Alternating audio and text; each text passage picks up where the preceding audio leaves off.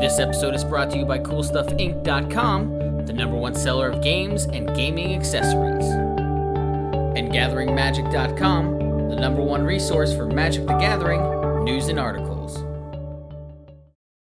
Hi, I'm Steven, and this is my Stark of Wrath EDH deck.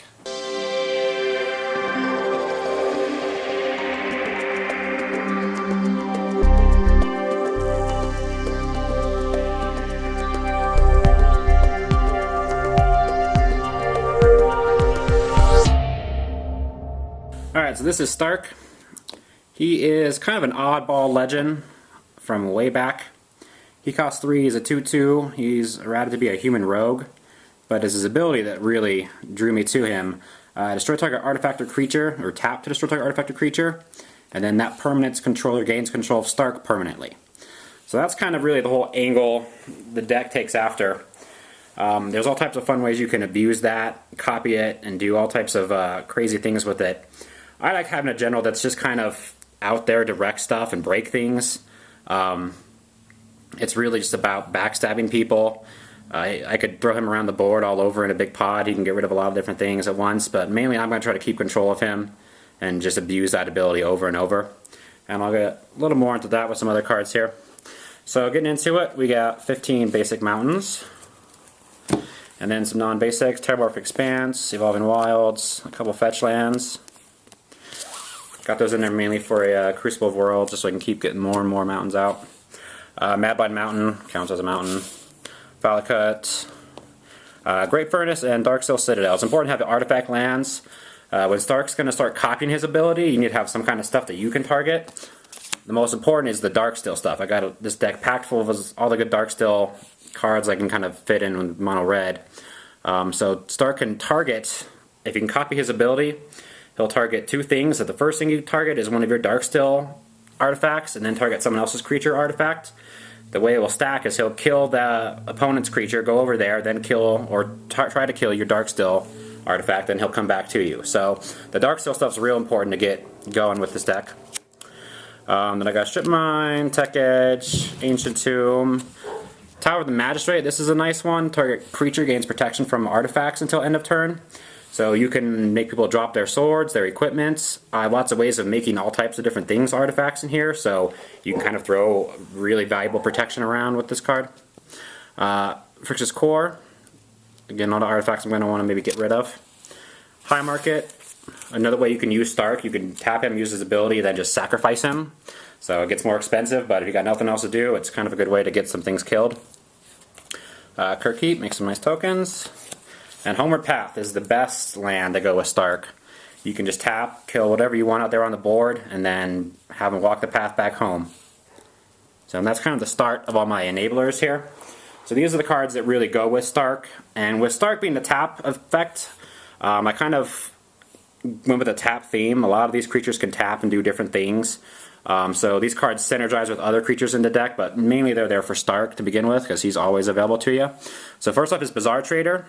You tap him, and target creature gains protection, or target creature gains control of target artifact, creature, land you control. So what you're going to do is tap this and give yourself control of Stark. With that ability on a stack, you're going to tap Stark and kill something else, and then he'll come back to you. Also, he's a goblin. There's a nice little goblin sub-theme, so it's easy to tutor these guys out and get them in play. Rings of Brighthearth, a good way to just copy your effect. Again, you want to target something of yours. I got breakable things, and I got Darksteel things, and then you target something you want to kill. Same thing with Thousand Year Elixir, gets him going right away. Lets him untap, and you can just stack his ability. Umber Mantle gets him really going crazy. That's his just murder ball mode. He can go all over the board and blow up all types of things. Just depends on how much mana you got, you can dump into it. At the very end, he untaps, and if it comes back to you, you can swing with him even. So this is my favorite equipment in here by far. Mimic Vat. Mimic Vat's great all around, but I like to just play out Stark, have him kill himself, put him under the vat, and then you can make Stark tokens, and they run around killing things, and then exiling themselves at the end of turn. So Mimic Vat goes great. Illusionist Bracers, just equip him and you get the target effect, so you got to stack it just right, but you can copy it and bring it back to you. So here's some of the things he's going to break. I got Ichor Wellspring and Mycosync Wellspring. Gets you a card. This one fetches you up a basic land. And then Solemn Simulacrum, he fetches a basic land like always. And then he's good to break, draw a card. And then the best one of them, Spine of Isha, comes into play, destroy a permanent, and when it goes to the graveyard, it goes back to your hand. So bring it out, destroy whatever you need, play it out, Stark kills it, it comes back, and you're just going to keep looping it over and over. So that one's really closes it out. And then probably the best card in the deck, other than Stark, would be Goblin Welder. He's got his tap ability, so there's all types of ways you can copy that and reuse it, but you can sack an artifact, or a target player sacks an artifact and returns an artifact from target artifact from their graveyard to play. So you could hit opponents with this, but mainly you're going to be hitting all your artifacts. There's a big, half the deck is really an artifact theme. So we'll show you all those here. Dwarven Blast Miner comes into play. You can pay 3 and destroy non-basic lands, so he's my tapper that can destroy lands. Goblin Sharpshooter, and one of the good goblins in here. He just taps and deals out damage anytime there's a death trigger. So Venetia Heretic, he usually just break games open with a Liquimetal Coating. Destroy artifact and they take damage equal to its converted mana cost, so he's a real heavy hitter here. Lightning Crafter, I love his champion ability, and he's a good goblin to just play out. You can champion tutor goblins and get more goblins later when they die. Dio-chan, the Artful Beauty, she could be the general of this deck, and sometimes if I'm playing a big multiplayer I might want to put her in instead of Stark. But she's got a really interesting ability. Destroy target creature of your choice and then target creature of an opponent's choice. So if you can get your Lightning Greaves on Dio-chan, she can just start clearing the board out. And she's just an assassin. She's kind of like the duo to Stark. Mog Catcher, best goblin tutor card ever made. You just pay 3, search for any goblin you want, put it right into play. And it's a tap effect, so there's all types of ways I can reuse it and go for it again or copy it. Krinko also taps to make some goblins, so he's one of the few ways I can actually close out a game. Just keep playing out more and more goblins with Krinko Pump, and then overrunning people with them. Kiki-Jiki's in there, of course. He's one of the best tap goblin creatures ever made. Makes a copy, everyone knows what he does. Heartless Hitadagu, he's also one of the finishers in here. He taps and each player loses or deals damage equal to half their life rounded down. So, one of those 1,000-year elixirs and everybody's down to a quarter life in no time. And then that's all but tappers. This is the rest of the Goblin package. Goblin Recruiter can go get you anything you want, as well as Goblin Matron, gets you 1 card in the hand. And then there's Slow Bad, Goblin Tinkerer, second artifact. The target artifact becomes indestructible, so with all the artifacts I got in here, he's good to have around to keep the important pieces with Stark safe. Siege Gang Commander brings a party. So that's all the goblins. There is the Goblin Kiki-Jiki, Lightning Crafter, Sharpshooter. You can combo off with those. Sometimes if a game is going long I need to finish it, I'll get the Recruiter and I'll pull those 3 out and go for the finish. The couple other creatures I got stuffed in here, Magus of the Moon, all non-basic lands or mountains. I'm running non-basics, but if I can turn everything else into mountains, this will hose a lot more people than it's going to affect me. Hellkite Tyrant, he is awesome. He's the only dragon I got in here, well, really I think the only flying creature I got. But he's a 6/5 flying trample. When he deals damage to a player, you gain control of all artifacts that player controls. And then if your upkeep you control 20 more artifacts, you win the game. So he's a win con in himself, and I'll show you that. Mir Retriever gets back an artifact. Here's my artifact creatures. Duplicant exiles a creature that comes into play. Duplicant's great. I love him with the Goblin Welder. Start bringing things in and out. Mir Battlesphere. It makes a bunch of mirrors and pumps and gets big. He's fun to put on a Mimic Bat or something. And then a couple enchantments. Goblin Bombardment. This also you can tap Stark and then sacrifice him to Bombardment's ability. Deal damage wherever you like. Krinko just starts pumping out tons of guys to feed this thing. It's just a good way to have a nice sack outlet all the time. And then Vicious Shadows. This is another thing that will get people dead. When a creature dies, you can impact them equal to the cards in their hand. So, yeah, with all the things you're going to be killing, it's nice to be able to have them take damage on the end of that. And a couple equipment shoved in here. Skull Clamp, good way to draw cards. Lightning Greaves. Great with Stark, great with Dio-chan, great with all the tappers, great all around. Basilisk Collar, a couple creatures in here that really shine. Heartless Hitadagu does damage, so with Basilisk Collar, you would gain back all the life of all the damage of everybody's half-life, so that would just go insane. Goblin Sharpshooter makes him just completely be able to wipe out anything that he can target. And then Lifelink is the only Lifelink card I got in here, so it's nice to have a way to gain some life too. But Siege Gang Commander, I mean, anything that can throw some damage around makes it even better with the Basilisk Collar. And then some of the artifact ramp, get into the artifacts, Mux Opal, Mana Crypt, Soul Ring, Mana Vault, Mind Stone, Darksteel Ignot, again important to have that Darksteel stuff, Coalition Relic, Thran Dynamo, Gilded Lotus, those are the ramps. And then some of the fun artifacts in here, I really like Codex Shredder, it's one of my favorite artifacts they made for EDH, it's such a staple to me. So you could tap it middle player and also pay 5, sack it, and regrow a card.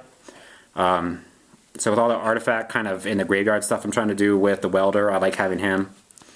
And then the opposite of that kind of is the Relic of Progy. You could tap in an exile card in a player's graveyard or sack it and get rid of all graveyards.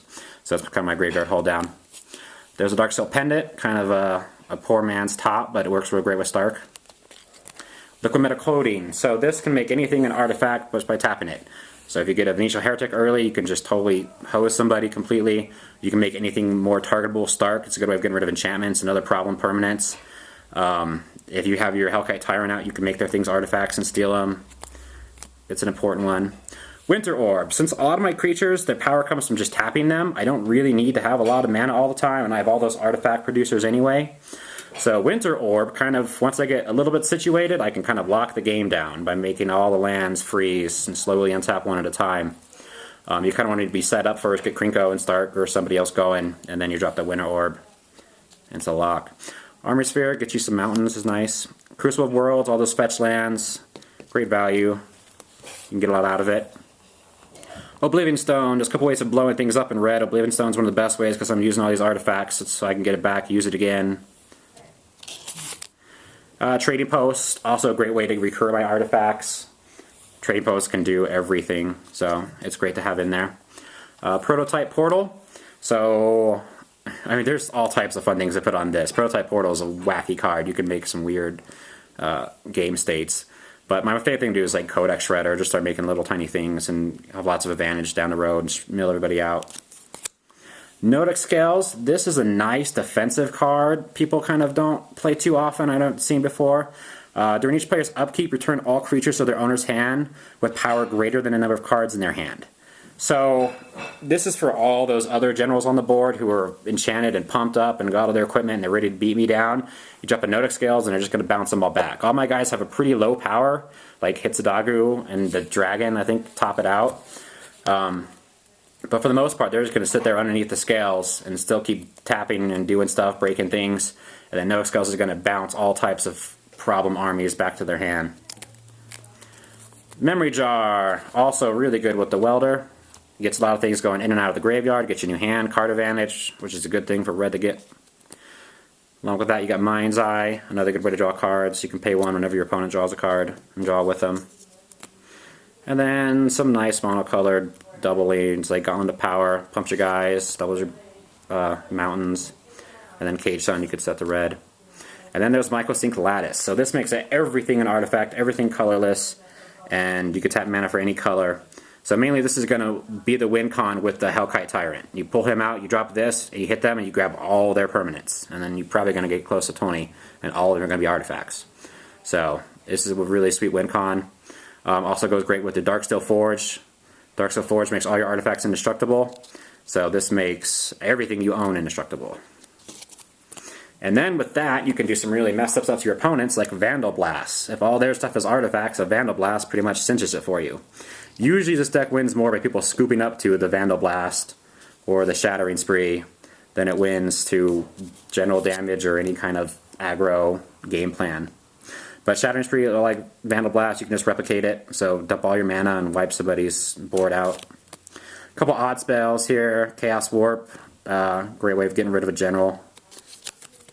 And Wheel of Fortune, reload your hand. I like Reiterate a lot in red, it has a buyback, and again red's hard to have the card advantage, so it's nice to have something that you can keep copying. A couple blow up spells, got Blast Act, does 13 damage each creature, so it's about the best Wrath red's got. And then All Is Dust, most of my stuff's going to be artifact anyway, a couple of creatures here and there, so All Is Dust fits the bill for what I'm trying to do. Thanks for watching CMDR Decks, please subscribe and favorite.